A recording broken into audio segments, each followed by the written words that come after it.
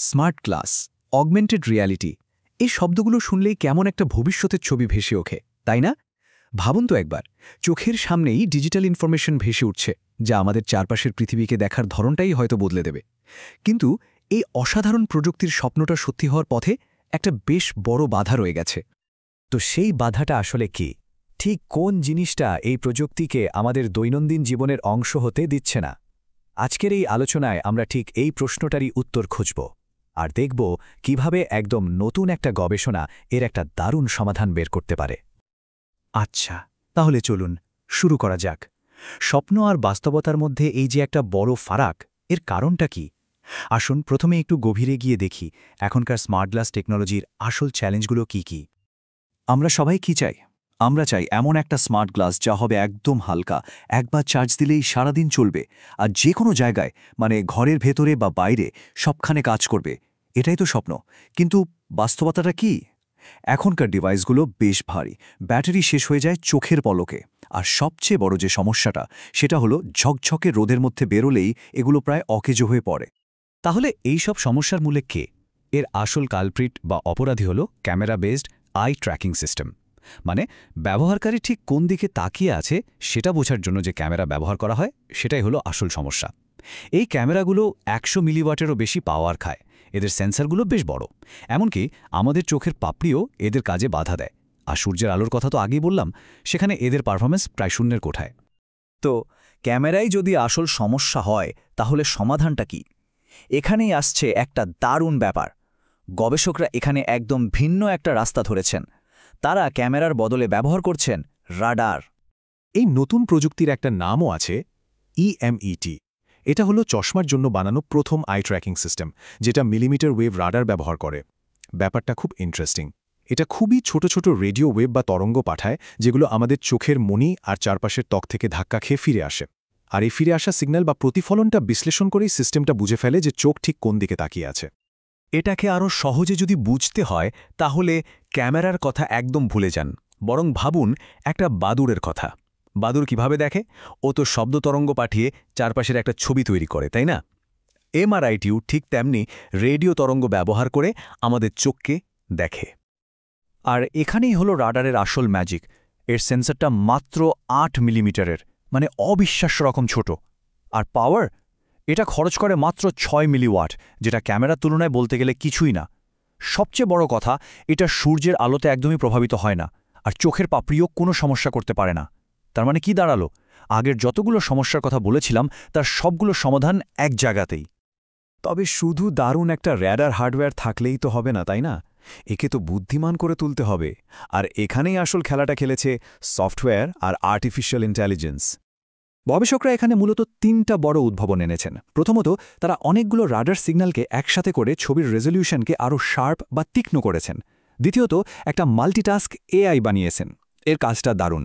চশমা যদি একটু নড়ে চড়েও যায়, তাও এই এআই ঠিক বুঝে নেয় চোখের আসল অবস্থানটা কোথায়।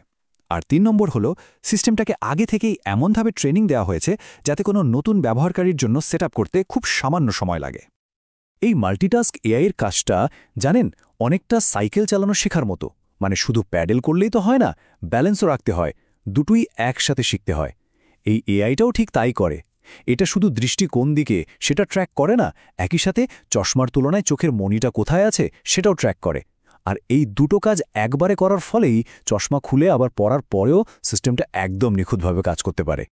বেশ, থিওরি তো অনেক হলো। এখন প্রশ্ন হলো, বাস্তবে এই সিস্টেমটা কতটা কাজের? চলুন এবার সরাসরি এর পরীক্ষার ফলাফলগুলোই দেখে নেওয়া যাক। ফলাফলটা কিন্তু বেশ অবাক করার মতো। একটানা ব্যবহারের সময় এমএটির অ্যাভারেজ এরর বা গড় ভুলের পরিমাণ কত জানেন? মাত্র 1.49 ডিগ্রি।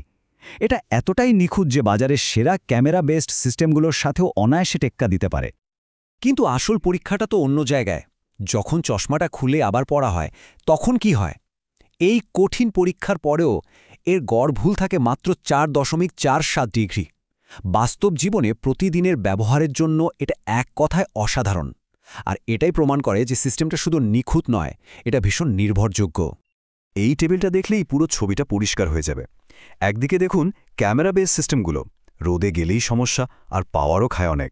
আবার অন্যদিকে অ্যাকুস্টিক সিস্টেমগুলো সাইজে অনেক বড়, কিন্তু এমএমআইটি এটা দেখুন, নির্ভুলতা, সূর্যের আলোতে কাজ করার ক্ষমতা, ছোট আকার আর কম পাওয়ার খরচ সবকিছুর একটা দারুণ কম্বিনেশন তৈরি করেছে। আর ইউজার এক্সপিরিয়েন্স বা ব্যবহারকারীর অভিজ্ঞতার দিকটা, সেটাও ভাবুন একবার।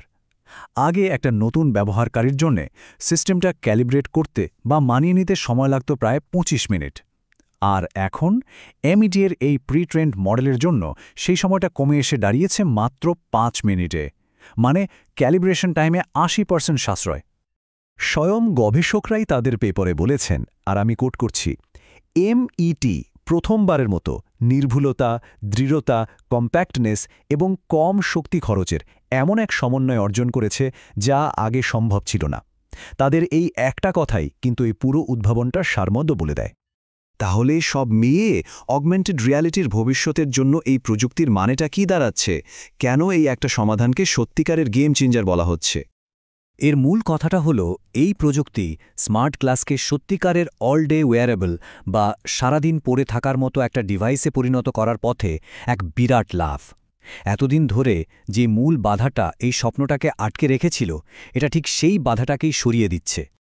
আর এর ফলে ভবিষ্যতের অনেকগুলো দরজা খুলে যাচ্ছে। একবার ভাবুন তো, শুধু চোখের ইশারায় মানে দৃষ্টি দিয়ে যে কোনো ডিভাইস কন্ট্রোল করা যাবে। এমন AI অ্যাসিস্ট্যান্ট থাকবে যা শুধু আমাদের কথা শুনবে না, বরং বুঝবে আমরা ঠিক কি দেখছি বা কি নিয়ে ভাবছি। আর এমন স্মার্ট গ্লাস যা একবার চার্জ দিলে কয়েকদিন পর্যন্ত চলবে, ভাবা যায়? সবশেষে একটা প্রশ্ন রেখে যাই, যদি আমাদের ডিভাইসগুলো প্রতিটা মুহূর্তে, প্রতিটা সেকেন্ডে জানতে পারে যে আমরা ঠিক কোন জিনিসটার দিকে তাকিয়ে আছি, তাহলে আর্টিফিশিয়াল ইন্টেলিজেন্স বা AI এর পরবর্তী বিবর্তনটা কি হতে পারে? এটা কিন্তু ভাবার মতো একটা বিষয়।